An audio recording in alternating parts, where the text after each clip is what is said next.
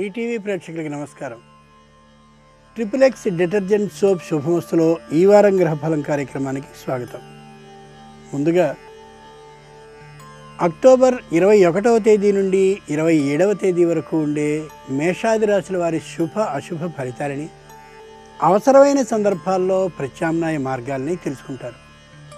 ఇక ప్రతివారం ఒక ఆధ్యాత్మిక రహస్యాన్ని తెలుసుకునే క్రమంలో దుర్గాష్టమి, మహర్నవమి, విజయదశమి అనే మూడు ముఖ్యమైనటువంటి అమ్మవారి పండుగ రోజుల్లో ఎలా అర్చన చేయాలి, ఏ నివేదనల్ని చేయాలి, ఏ ప్రయోజనాలని ఎవరు పొందుతారు అనే విశేషాన్ని, దానితో పాటు పుష్యరాగం అనేటటువంటి జాతిరత్నాన్ని ఏ నక్షత్రంలో పుట్టిన వారు ధరించాలి, దానివల్ల ప్రయోజనాలు ఏమిటి, నియమాలేమిటి, ఆ విశేషాలని తెలుసుకుంటారు.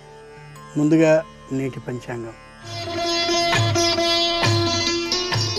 శ్రీ నందననామ సంవత్సరం, దక్షిణాయనం, శరదృతువు, ఆశ్వయుజ మాసం, తిథి శుద్ధ సప్తమి రాత్రి 2:27 వరకు, నక్షత్రం పూర్వాషాఢ రాత్రి 11:41 వరకు, అమృతకాలం ఉదయం 8:30 నుండి 9:31 వరకు, తిరిగి రాత్రి 8:10 నుండి 9:13 వరకు, వర్జ్యం ఉదయం 10:07 నుండి 11:38 వరకు, దుర్ముహూర్తం సాయంత్రం 4:08 నుండి 4:55 వరకు, రాహుకాలం సాయంత్రం 4:30 నుండి 6 గంటల వరకు, యమగండం మధ్యాహ్నం 12 గంటల నుండి 1:30 వరకు. ఈ వారంలో ముఖ్యమైన రోజుల్ని చూద్దాం. October 22 Durgashtami, October 23 Mahanavami, October 24 Vijayadashami, అలాగే షిరిడీ సాయిబాబా సమాధి ఉత్సవపు రోజు కూడా, అక్టోబర్ 27 శని త్రయోదశి. ఈ వారంలో మేషాది రాశుల వారి ఫలితాలని క్రమంగా పరిశీలిద్దాం. ముందుగా మేషరాశి. మేషరాశి వారి ఫలితాలని పరిశీలిస్తే అశ్విని నక్షత్రం వాళ్ళు లక్ష్య సాధన దిశగా రెవ్వున దూసుకుపోతారు. ఈ వారం అన్ని రంగాల్లో ఉన్న వారికి కూడా చాలా అనుకూలంగా ఉండేటటువంటి కాలం ఈ వారం.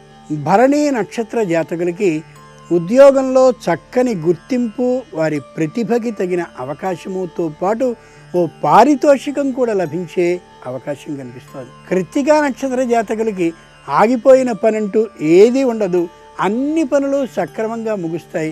ఈ వారం ఈ రాశివారు సరస్వతీదేవిని పూజిస్తూ సరస్వతీ ప్రార్థనని చేయాలి. వారం రోజుల పాటు సరస్వతీదేవి యొక్క ఆరాధనకి గుర్తుగా ఆధ్యాత్మిక గ్రంథాలని పంచడం ఉత్తమం.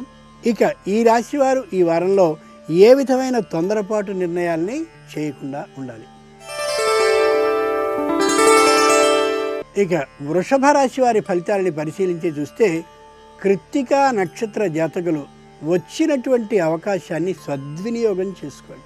రోహిణీ నక్షత్ర జాతకులు తొందరపాటు నిర్ణయాల్ని చేయకుండా యథార్థంగా కానీ ఉద్యోగంలో, వ్యాపారంలో, ఇతరమైనటువంటి వృత్తి వ్యాపారాల్లో యథార్థంగా కానీ వెళ్ళినట్లయితే వాళ్ళకి విజయం సొంతమయ్యే అవకాశం కనిపిస్తుంది. తొందరపాటు నిర్ణయాల్ని మాత్రం అస్సలు చేయద్దు. మృగశిర నక్షత్ర జాతకులకి ఆకస్మికమైన ధనలాభంతో పాటు మిత్రులు, బంధువులు కూడా అభినందించడానికి వచ్చేంతటి శుభవార్తని వింటారు. విందు వినోదాలతో సత్ కాలక్షేపాన్ని చేసుకుంటారు.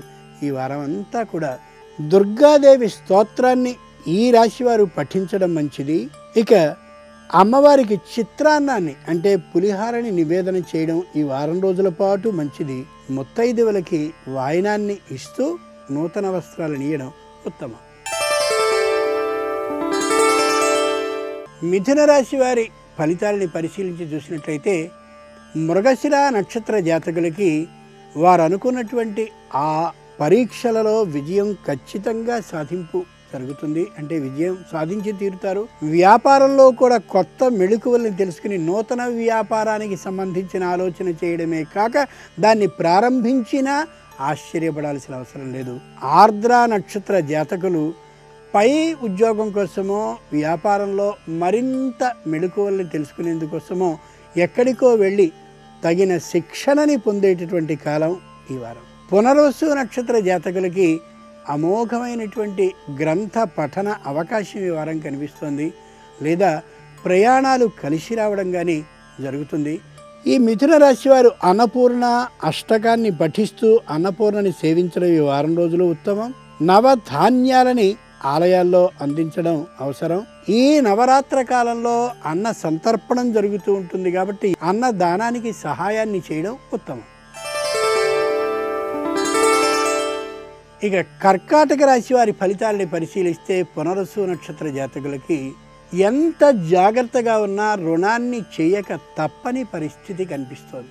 పుష్యమి నక్షత్ర జాతకులు ఎంత గుట్టుగా ఒక పనిని చేద్దామని ఆలోచిస్తే అంత రట్టవుతుందనే విషయాన్ని ఆలోచించుకుని గుట్టు అనేది విడిచిపెట్టి నలుగురితో చర్చించుకుని మాత్రమే నిర్ణయాన్ని తీసుకోండి తప్ప గుంభనగా ఒక కార్యాన్ని చెయ్యాలి అని అసలు ఏమాత్రం అనుకోవద్దు. ఆశ్లేష నక్షత్ర జాతకులు బదిలీలకి సంబంధించిన ప్రయత్నాలని విరమించండి. వ్యాపారస్తులు న్యాయవాదులు అయినట్లయితే మీ పై ఉండేటటువంటి అధికారుల వద్దకు వెళ్ళి ప్రార్థనపూర్వకంగా విన్నవించుకున్నట్లయితే మీ మాటని జాగ్రత్తగా వింటారనే మాటని అస్సలు మర్చిపోవద్దు. కర్కాటక రాశి వారు ఈ వారం మొత్తం అంతా కూడా లలిత సహస్రనామ పారాయణం చేస్తూ గడపడం మంచిది. 3 రోజుల్లో అంటే దుర్గాష్టమి, మహానవమి, అలాగే విజయదశమి ఈ 3 రోజుల్లో ఒక రోజున సంపూర్ణంగా ఇంట్లో భజన కార్యక్రమాన్ని కానీ లేదా మొత్తం 16 మార్లు లలిత సహస్రనామ పారాయణాన్ని తోటివారితో కలిపి ముగించడాన్ని కానీ చేయడం అత్యుత్తమం. ఇక ముఖ్యంగా ఈ రాశివారు గుర్తుంచుకోవాల్సింది ముఖ్య విషయాలు ఏమున్నాయో అవి గోప్యంగా ఉంచుకోవడం కాకుండా ముఖ్యులైనటువంటి వారు ఎవరుంటారో వారితో చర్చించి ఒక ఆలోచనకి రావడం అతి అవసరం. ట్రిపుల్ ఎక్స్ డిటర్జెంట్ సోప్ శుభమస్తులో ఓ స్వల్ప విరామం.